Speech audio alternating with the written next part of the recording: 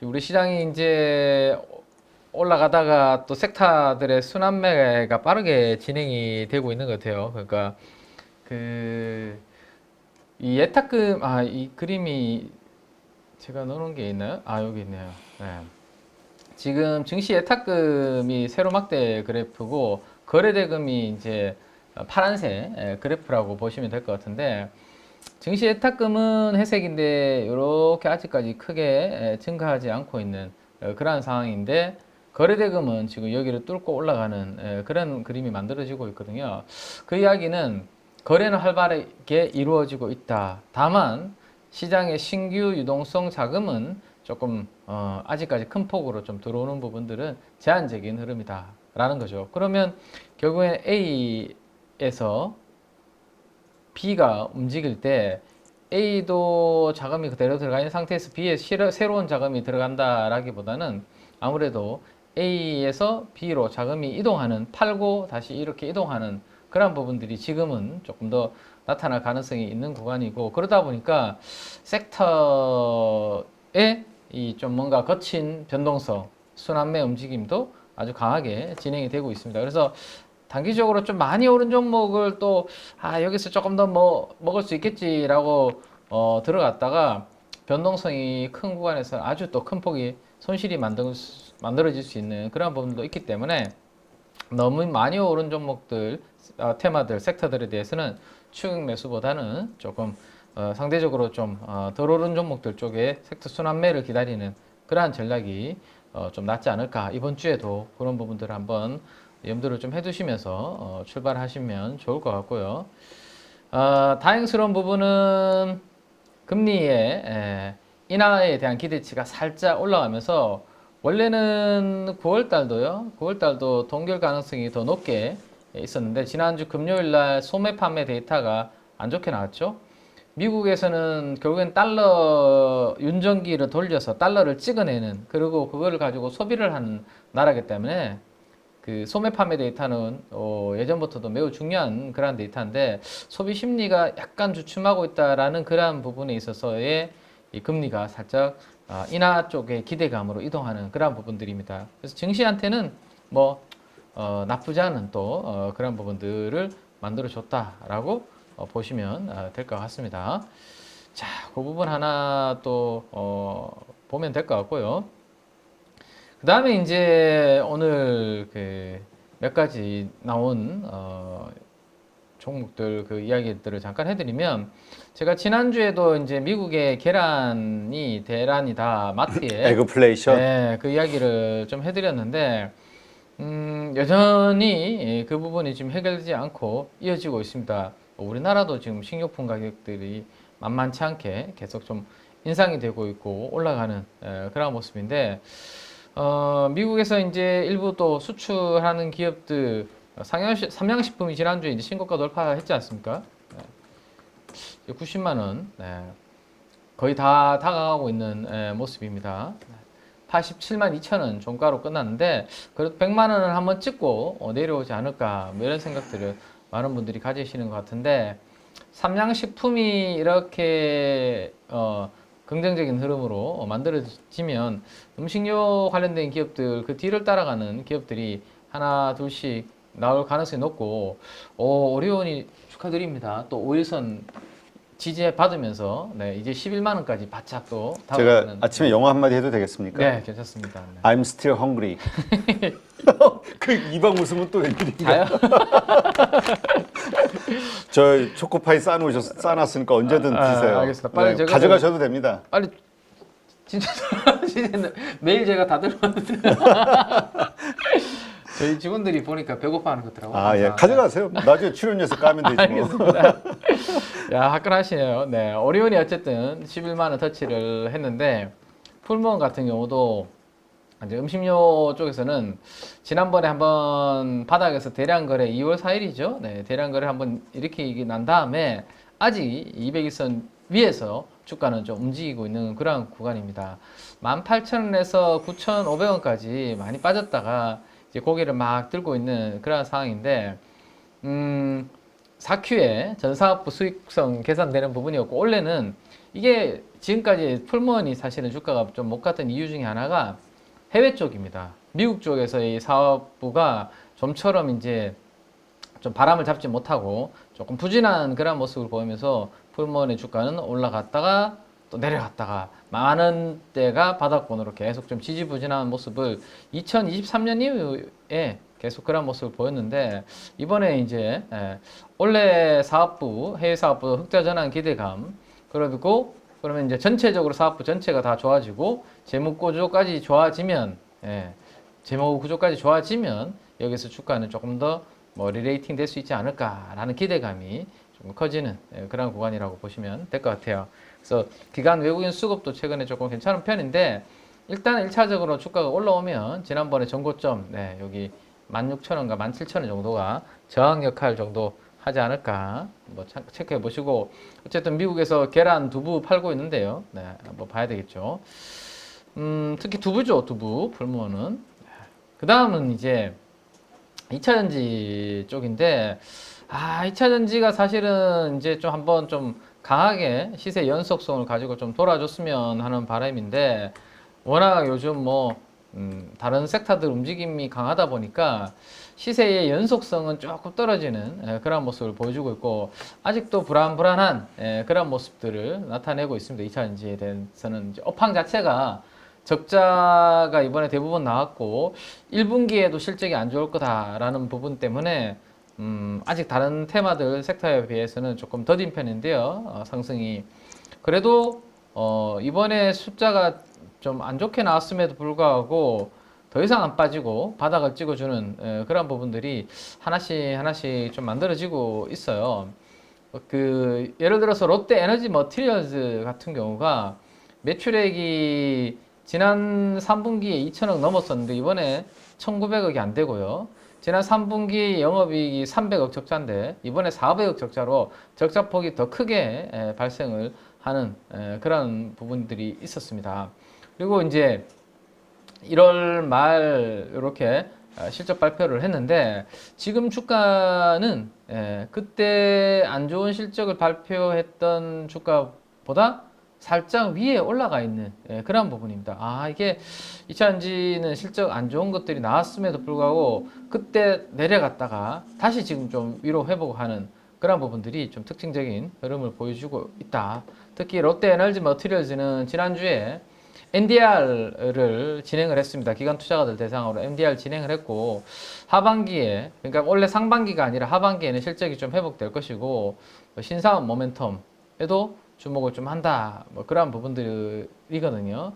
자, 그러면 하반기에 뭔가 뭐 턴어라운드가 된다라면 실적 회복 기대감이 된다라면 지금 2월 달입니다. 그러면 뭐 6월 정도, 6개월 정도 주가는 선행한다라고 생각을 하면 사실 올해 상반기가 주가는 좀 바닥을 형성할 가능성이 높다. 반도체도 마찬가지죠. 반도체도 사실은 지금 뭐 하반기가 좋아질 것으로 생각되고 있는데 지금 이미 주가는 바닥을 찍고 꽤 올라가는 종목들이 지금 많은 그러한 상황입니다. 그래서 악재가 나옴에도 불구하고 더 이상 주가가 빠지지 않고 하방을 만드는 종목들은 잘 눈여겨서 받을 필요가 있지 않을까라고 생각이 되고 롯데 에너지 머티리얼즈 같은 경우는 기관 투자가들이 10,000주 이상 산 매수세가 2월 7일부터 지금 꾸준하게 이렇게 들어오고 있는 부분도 바닥에서 좀 특징적인 그런 부분이다 라고 생각이 됩니다.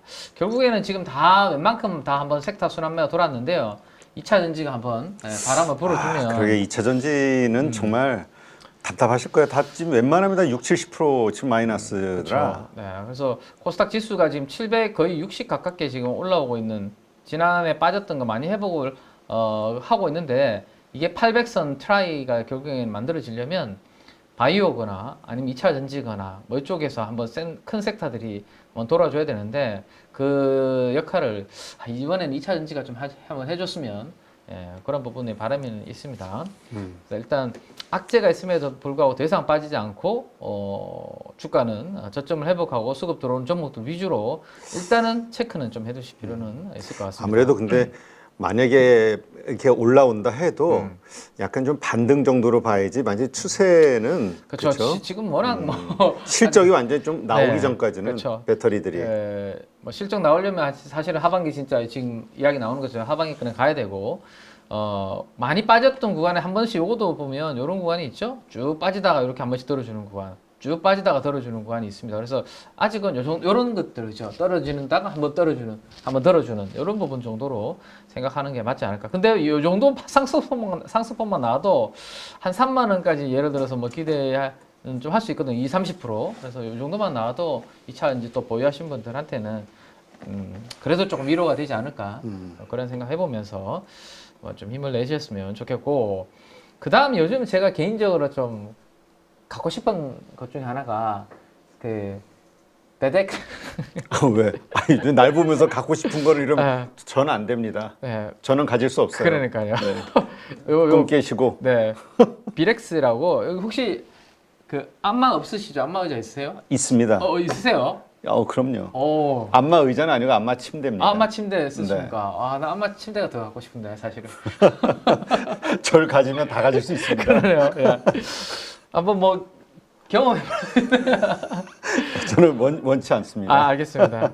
어쨌든 그 요즘 코웨이가 네. 정수기뿐만 아니라 이 베렉스라는 브랜드를 가지고 이제 안마 관련된 의자, 맞아요. 체어, 그다음에 안마 베드 이런 쪽으로 진출을 많이 했고요. 사실은 이거 비싸잖아요. 뭐 300만 원짜리도 있고 의자도 보니까 제가 가격들 보니까 만만치 않더라고요. 근데 코웨이가 잘하는 게 뭐죠? 렌탈이죠. 정수기. 네.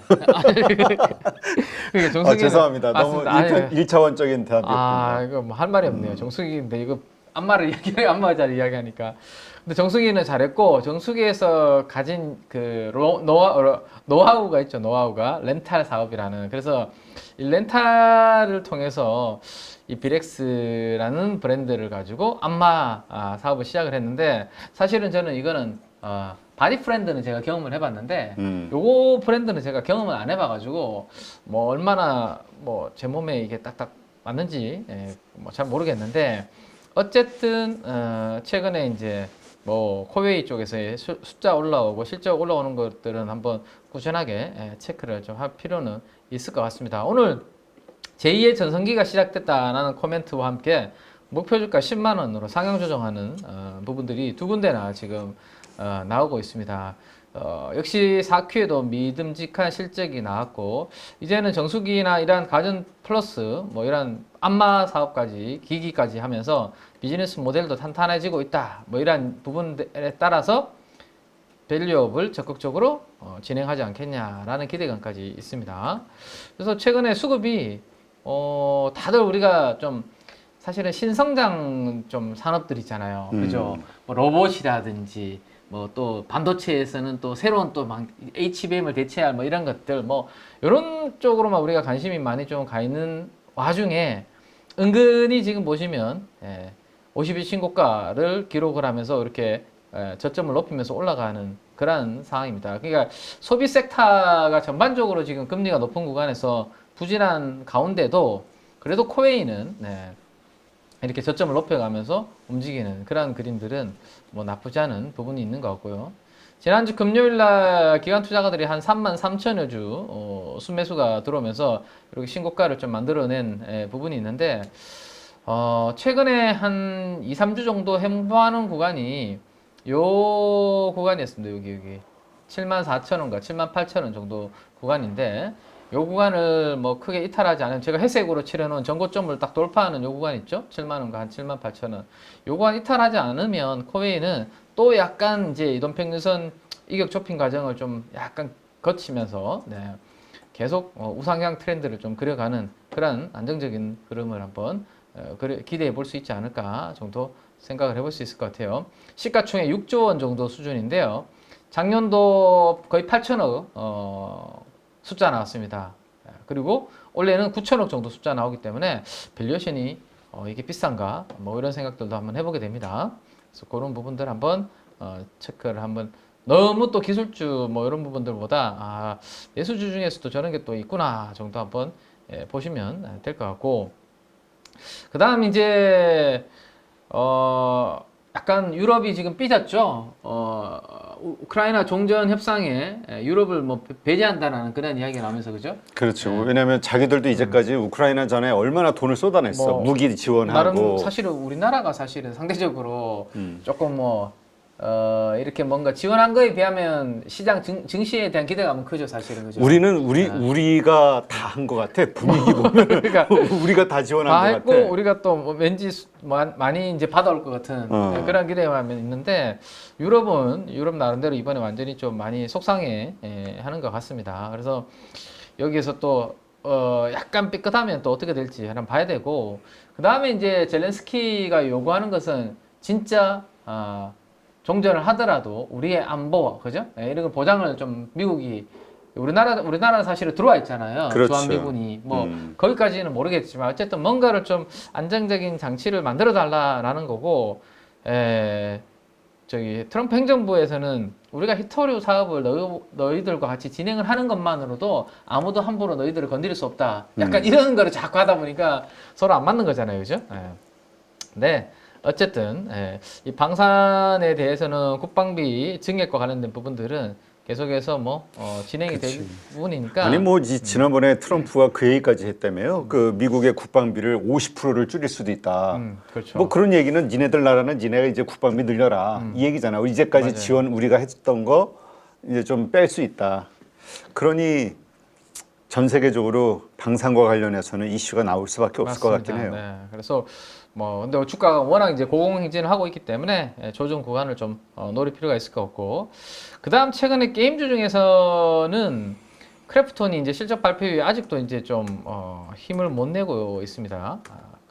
크래프톤 지금 이렇게 실적 발표 이후에 갭 하락을 제가 항상 말씀드렸죠. 이 갭이 만들어지면 이 갭을 빨리 메우면 이번에 만들어진 이러한 악재들에 대한 부분들은 큰 이슈가 아니다라고 생각할 수 있는데 저렇게 크게 벌어진 입이 빨리 메워지지 못하면 당분간은 저 갭이 저항으로 자기가 올라오더라도 저항의 그러니까 목표는 저 갭이 시작되는 구간으로 정해놓는 게 좋다. 음봉의 시가죠. 35만 원. 그런 말씀을 드렸는데 크래프톤은 아직도 그런 모습이고 또 시가총액 큰 종목 중에 이제 그나마 이제 시프트업이 그래도 안정을 좀 잡아가는 가운데 작은 종목 중에서는 목표 주가 상향 조정이 된 종목이 NHN이라는 종목이 있는데 이 종목이 지난주 금요일 날 주가가 한 6, 7% 하락하는 그런 모습이 나왔습니다.